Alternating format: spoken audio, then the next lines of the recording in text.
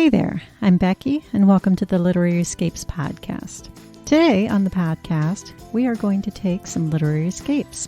I've got several books for you, so buckle up and don't worry about packing your bags. I've got you covered. It is another new month, and I love sharing new destinations and new books with you. So welcome to October, and welcome to our literary escape to Spain. Today I have books for you that are all set in Spain, at least partly. Over in the Literary Escape Book Club this month, we are headed to Spain in our books, and so I am going to share the two books that I chose for the book club, but I'm also going to share with you several other books that I thought were super interesting that are set in Spain. So here we go. The first book I want to share with you is called Shadow of Spain by Fiona Buckley. This one is a historical mystery, and it is set in Spain, England, and the Netherlands. This one is part of the Ursula Blanchard mystery series, and so if you like historical mysteries that are a series, this one will be a great one for you. So here's the blurb on this one. It's March 1588. With England in a state of high alert, as King Philip of Spain amasses a vast fleet of warships ready to invade, Queen Elizabeth and her advisors seek a possible alliance with the Duke of Parma, governor of the Netherlands. But their plans suffer a major setback when one of their most reliable spies is found murdered in the Hertfordshire countryside, shot dead by a crossbow bolt, as he was transporting secret correspondence between the Queen and the Duke.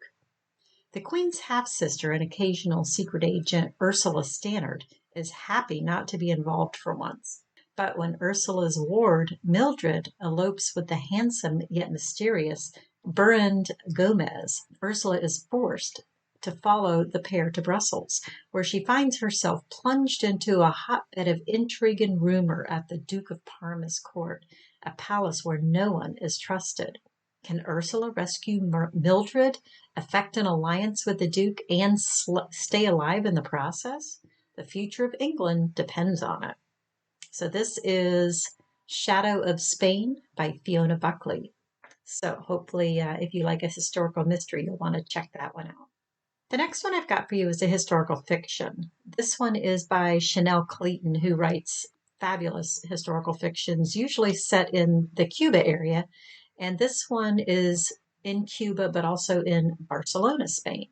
Here's the blurb on this one. Barcelona, 1964. Exiled from Cuba after the revolution, Isabel Perez has learned to guard her heart and protect her family at all costs. After Isabel's sister Beatriz disappears in Barcelona, Isabel goes to Spain in search of her. Joining forces with an unlikely ally thrusts Isabel into her sister's dangerous world of espionage. It's an unearthed piece of family history that transforms Isabel's life. Barcelona, 1936. Alicia Perez arrives in Barcelona after a difficult voyage from Cuba. Her marriage in jeopardy and her young daughter Isabel in tow. Violence brews in Spain, the country on the brink of civil war. The rise of fascism threatening the world. When Cubans journey to Spain to join the international brigades, Alicia's past comes back to haunt her as she is unexpectedly reunited with the man who once held her heart. Alicia and Isabel's lives intertwine, and the past and the present collide as a mother and daughter are forced to choose between their family's expectations and following their hearts. So if you want a historical trip to Barcelona and Cuba, check out Our Last Days in Barcelona by Chanel Clayton.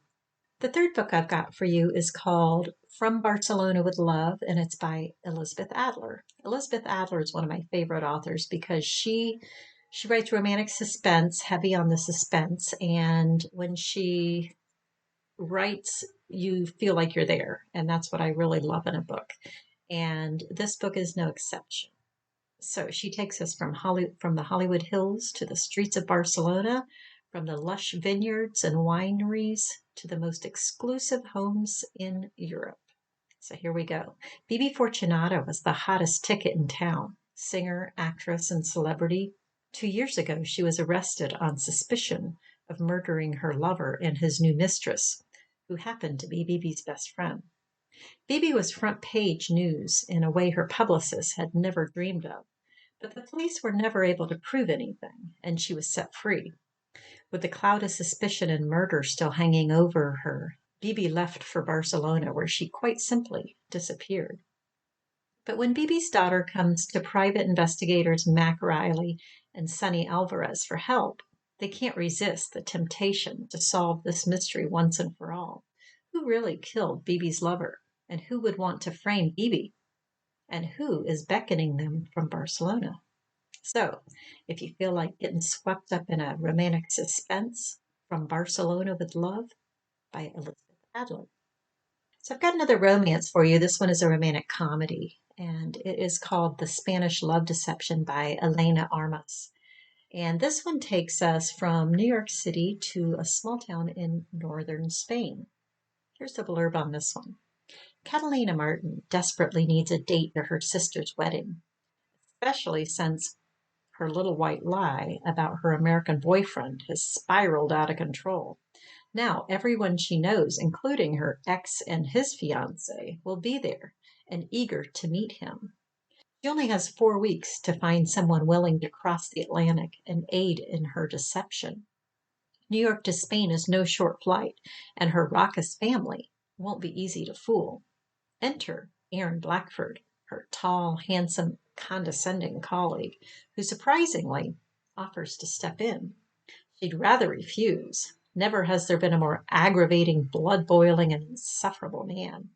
But Catalina is desperate, and as the wedding draws near, Aaron looks like her best option. And she begins to realize he might not be as terrible in the real world as he is in the office. So, if you want a little romantic comedy, pick up The Spanish Love Deception by Elena Armas.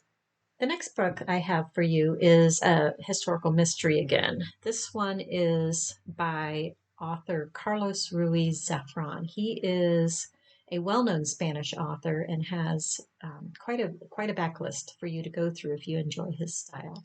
This book is book 1 of the Cemetery of Forgotten series. The book is called Shadow of the Wind, and again, it's by Carlos Ruiz Zafran. Here's the blurb on this one. Barcelona, 1945.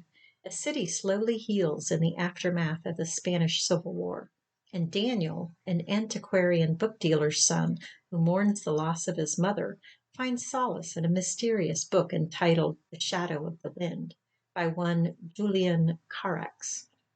But when he sets out to find the author's other works, he makes a shocking discovery. Someone has been systematically destroying every copy of every book Carax has ever written. In fact, Daniel may have the last of Carax's books in existence. Soon, Daniel's seemingly innocent quest opens a door into one of Barcelona's darkest secrets, an epic story of murder, madness, and of doomed love.